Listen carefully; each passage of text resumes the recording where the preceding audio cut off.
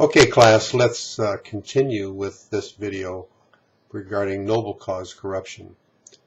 As you learn, noble cause corruption is a teleological or ends-oriented approach to an ethical dilemma that says criminal justice professionals will at all times use unethical and sometimes illegal means to obtain a desired result. Remember, we are talking about good people trying to do the right thing for a noble cause, but due to bureaucratic red tape, a lack of evidence, or any other roadblock to getting the job done, they feel forced to bend or even break the rules to catch the bad guys. We label this corruption. The bottom line, noble cause corruption, and thus teleological ideologies in general, dramatically increase the likelihood of a serious situation that could easily turn horribly messy, even ending careers in law enforcement, or worse, ending your life or the life of another. So what do police officers do when faced with the temptation of noble cause corruption? The answer is simple. You must rely on your professional code of conduct for guidance. Today, a large portion of research is focused on academic courses like this one, plus academy and in-service ethics training to help ethical decision-making. On average, 1/3 of all incoming academy cadets have a teleological ethical ideology, which puts them at risk for noble cause corruption once they begin their field training. While on the surface this may seem like bad news, the good news is that instruction can increase the focus on conducting oneself in an honorable and professional manner. How to avoid a crisis?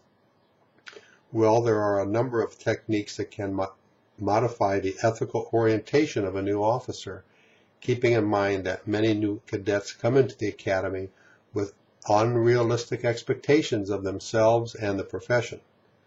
The following two techniques are simple guidelines you can use to help you direct yourself through any difficult situation. Follow policy and procedures. Rule number 1. Every department has a standard set of policies and procedures.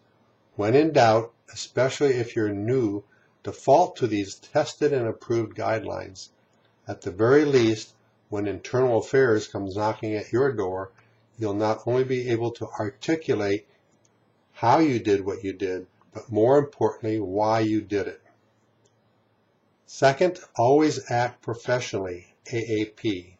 Sure, this sounds simple enough, but any seasoned professional knows how quickly rationality can be pushed aside by pride, stubbornness, or even adrenaline. If you ever struggle with this, try to remember the following. If you always act professionally, you will be less apt to get into trouble. Yes, I know apt should be spelled APT, apt, but then it wouldn't help you remember the rule, would it? Having worked in the criminal justice field for many years, I can certainly empathize and sympathize with the temptation to fall into the trap of noble cause corruption. We all have goals we're expected to achieve.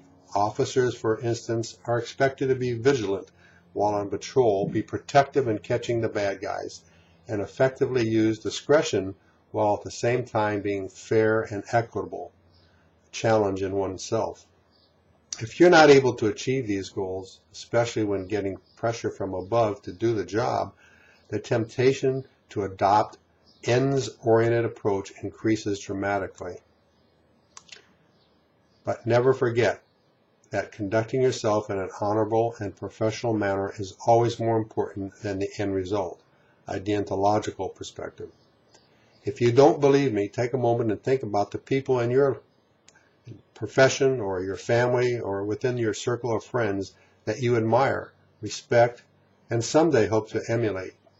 Chances are the ones you believe in the ends do not justify the means, and they act according to their moral code. Thanks for listening. Now please continue with this week's assignments.